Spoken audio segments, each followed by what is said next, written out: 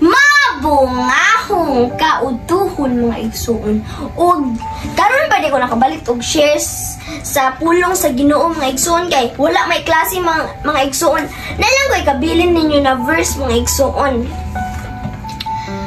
2 Korinto 5:17 kay bisan kinsa nga nahiusa kang Kristo bag-o nang siyang binuhat, ang daan miagi na ug ang bag-o miabot na. But pasabot mga igsoon, kung na kay Kristo bag-o na jud ka. Kung na kay relasyon sa Ginoo bag-o na jud ka.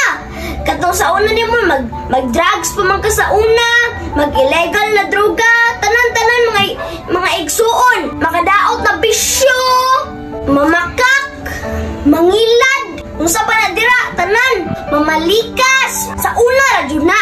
Karon bag-o na jud ka. Kay na naman kay Kristo, so sa imong kinabuhi karon makita na ang Ginoo. Sumuora to. Ampo, amping, abanti.